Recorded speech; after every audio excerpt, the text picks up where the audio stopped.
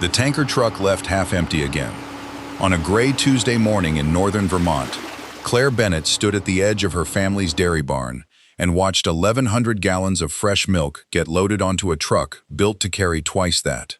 The rest, nearly as much again, would sit in her stainless steel bulk tank until it either found a buyer or, if it didn't, got dumped down the drain behind the milk house.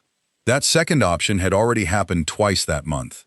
Her herdsman, a quiet man named Roy, who'd worked the farm since before Claire was born, stood beside her without saying anything.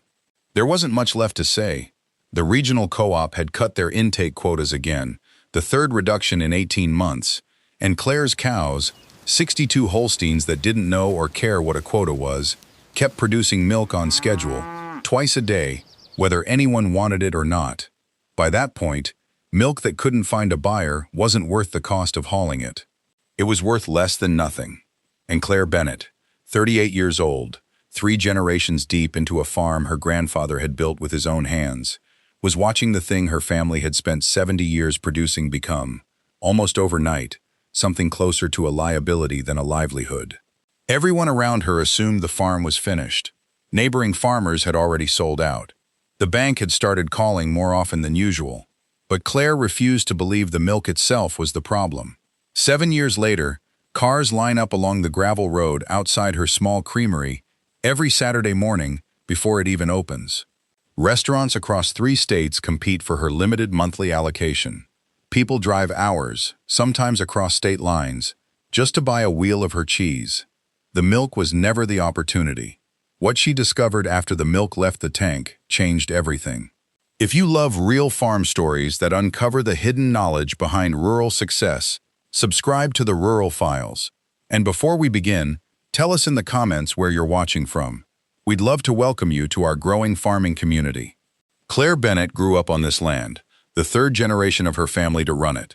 Her grandfather had built the original barn in the 1950s, back when a modest herd of dairy cows could reliably support a family, back when the local creamery down the road bought every gallon a farm could produce, without asking many questions about volume or efficiency.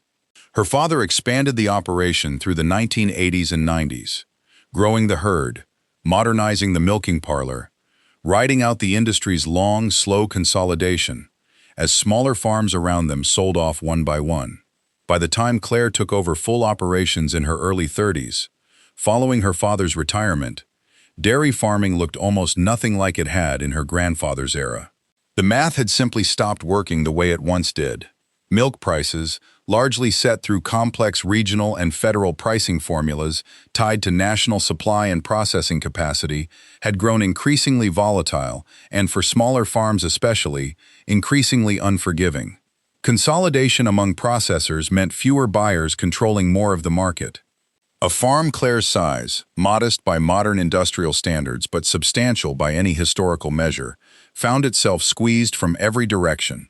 Rising feed costs, aging equipment in constant need of repair, and a milk price that seemed to drop every time input costs rose. Claire understood cows the way some people understand family. She could read a change in a cow's behavior before it showed up in a milk yield report. She knew which animals needed a quieter approach at milking time and which ones responded better to routine and firmness. She'd spent countless early mornings, well before sunrise, walking the parlor in rubber boots while steam rose off warm milk into the cold Vermont air, the rhythmic hum of vacuum pumps and the soft shuffle of hooves on concrete, the only sounds for miles. What Claire didn't fully understand yet, what almost nobody in her position understood yet, was that the milk itself, however carefully and humanely produced, had become nearly disconnected from her farm's actual survival. The commodity market didn't care how well her cows were treated, how rich the milk's protein content ran, or how many generations of careful breeding had gone into her herd. It cared about volume, about regional supply gluts, about pricing formulas negotiated in offices hundreds of miles from her barn. And when that formula turned against small producers, as it increasingly had, there was very little a farmer like Claire could do about it directly. The first real crack in Claire's understanding of her own situation came, unexpectedly, from a conversation with a food science extension officer named Dr. Priya Sharma, who visited the farm as part of a routine state agricultural survey. Dr. Sharma wasn't there to sell Claire anything or solve her problems. She was simply collecting data on regional dairy operations, struggling under the same pricing pressures. But over coffee at Claire's kitchen table, the conversation drifted somewhere unexpected. Dr. Sharma explained something Claire had never really considered in concrete terms: that raw milk, sold as a commodity, captured only a small fraction of the value that same milk could generate once it was transformed into a processed product. A gallon of raw milk sold to a co-op might earn a farmer somewhere around $1, sometimes less depending on market conditions. That same gallon, transformed into artisan cheese through proper aging and craftsmanship, could theoretically generate value many times higher, not because the milk itself changed, but because the labor, knowledge, and time invested in transforming it created something categorically different in the eyes of the consumer. It wasn't a new idea. Farmstead cheesemaking had existed in Vermont and across dairy regions for generations, long before industrial processing consolidated the market, but it had largely disappeared from smaller operations like Claire's, replaced by the simpler, if increasingly unstable, model of selling raw milk directly to a co-op or processor. Claire didn't act on the conversation immediately. Turning milk into cheese wasn't a simple pivot. It required equipment she didn't own, food safety licensing she didn't have, and a skill set she had never been taught. But the idea sat with her through that winter, the way ideas sometimes do, quietly gathering weight. The following spring, Claire drove 4 hours to visit a retired cheesemaker named Hank Voss, a man who had run a small, well-regarded farmstead creamery in the Champlain Valley for nearly 3 decades before arthritis in his hands forced him into retirement.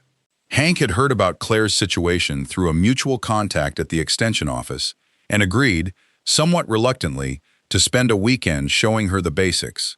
What Claire learned that weekend reshaped how she thought about her own farm's milk entirely. Cheesemaking, Hank explained, was really applied biology, a controlled process of introducing specific bacterial cultures into milk, encouraging those cultures to convert lactose into lactic acid, which in turn caused the milk's proteins, primarily casein, to coagulate into curds. The choice of culture, the precise temperature at each stage, the acidity level at the moment of cutting the curd, the amount of moisture pressed out, and the conditions under which the resulting cheese aged afterward. Every one of these variables shaped the final flavor and texture in ways that took most cheesemakers years to fully master. Hank also explained something that stuck with Claire long after that weekend ended, that the seasonal variation in her milk, something the commodity market treated as an inconvenience to be homogenized away, was actually an asset in cheesemaking. Milk produced from cows grazing on fresh spring pasture carried different fat compositions and flavor compounds than milk produced from cows eating stored winter feed. Skilled cheesemakers didn't fight that variation.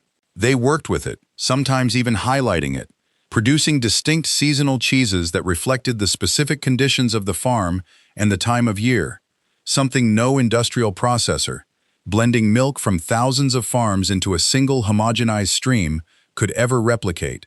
Claire went home with a notebook full of Hank's handwritten notes and a cautious, still-forming idea that this might actually be a real path forward, not just a hobby. Turning that idea into an actual business took the better part of 2 years, and almost none of it went smoothly. The first obstacle was capital. Converting part of her existing milk house into a licensed cheese production facility required stainless steel vats, a proper aging space with controlled humidity and temperature, and food safety certifications that took months to navigate through state regulatory processes, designed primarily around larger commercial operations. Claire's bank, already wary given the broader struggles in dairy farming, initially declined to finance the renovation, viewing cheese production as an unproven risk layered on top of an already struggling operation. She eventually secured a smaller loan through a state agricultural development program specifically designed to support value-added farm diversification, along with a modest amount of her own savings. The second obstacle was skill. Claire's earliest cheeses, made in small batches through her first full season, were inconsistent at best. Some batches developed unwanted bitter flavors from improper acid development, One entire early batch of soft cheese failed to set properly due to a temperature miscalculation and had to be discarded entirely, a costly mistake given how tight her margins already were. Her aging cave, converted from an old root cellar beneath the farmhouse, initially ran too humid, encouraging unwanted mold growth on several wheels that had to be thrown out. Each failure taught her something specific and concrete. She learned to read curd texture by feel rather than relying solely on temperature and time charts. She learned that her aging cave needed a small ventilation adjustment to stabilize humidity properly. She learned, through a particularly frustrating stretch that fall, that the specific bacterial culture she'd been using produced inconsistent results with her farm's particular milk chemistry, and switched to a different culture strain recommended by a food scientist she'd connected with through the extension program.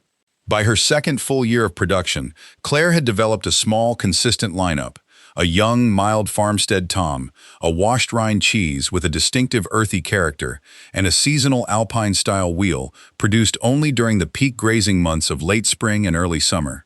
The breakthrough that mattered most, though, wasn't any single recipe. It was something Claire came to understand roughly 18 months into the process, sitting in her aging cave one evening, tasting through a row of wheels at different stages of maturity. She realized that her farm's specific milk, shaped by her particular pasture, her particular soil, her particular herd genetics, all of it unique to that one piece of Vermont hillside, produced a flavor profile in her aged cheese that simply could not be replicated anywhere else. It wasn't better in some abstract, universal sense. It was distinct, and in a market where consumers increasingly sought out food with a genuine, traceable story behind it, that distinctiveness was worth far more than uniformity ever could be. This was the insight that had been sitting, half-formed, since her conversation with Dr. Sharma 2 years earlier. Commodity milk buyers didn't care about distinctiveness. They actively worked against it, blending milk from countless farms into an undifferentiated product. But cheese, made carefully and sold directly to people who cared about where their food came from, rewarded exactly the qualities the commodity system had been erasing. Growth, once it started, followed a slow and believable path. Claire began by selling small quantities at a local farmer's market on Saturday mornings, standing behind a folding table with a hand-lettered sign, answering the same questions dozens of times about her cows, her process, her farm. A local restaurant owner, a woman named Teresa Alvarez who ran a small farm-to-table bistro 20 minutes away, tried Claire's washed rind cheese at that same market and began ordering a small weekly allocation for her menu. Word moved slowly at first, the way it does in small agricultural communities. One chef mentioning Claire's cheese to another, one satisfied customer bringing a wheel to a dinner party and being asked where it came from. A regional food festival invited Claire to exhibit 2 years into production, and a panel of judges awarded her washed rind cheese a modest regional recognition that, while minor in the broader food world, meaningfully raised her visibility among local buyers. By her 4th year, Claire had a waiting list for her seasonal Alpine-style cheese, produced in limited quantities only during a narrow window each year. By her 5th, a well-regarded food writer covering New England's artisan food scene profiled her farm, and orders began arriving from restaurants and specialty shops well outside her home region. Throughout this growth, Claire never significantly expanded her herd size. That, too, was a deliberate choice, one that ran counter to the industry's dominant logic of scaling up to survive thin margins. Instead, she focused on converting a larger share of her existing milk production into cheese each year, gradually reducing how much raw milk she sold into the volatile commodity market and increasing the portion transformed on-site into a product she controlled from start to finish. Claire's success didn't happen in isolation, and it didn't stay isolated either.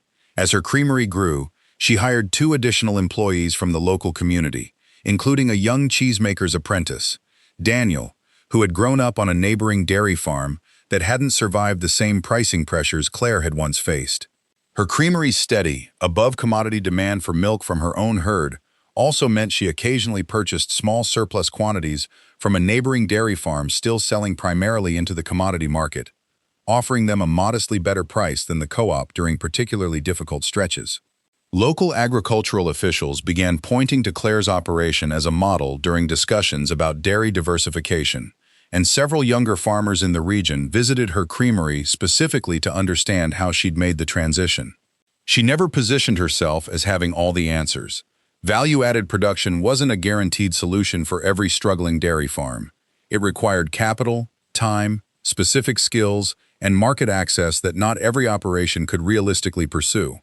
But for farms with the right conditions and willingness to endure a difficult multi-year transition, Claire's farm demonstrated it was a real, achievable path, not a rare exception. The broader dairy industry, meanwhile, continued to struggle through the years that followed. Commodity milk prices remained volatile.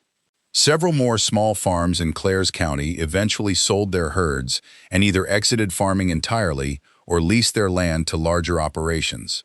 The pressures that had nearly ended Claire's own farm 7 years earlier never fully disappeared from the industry at large.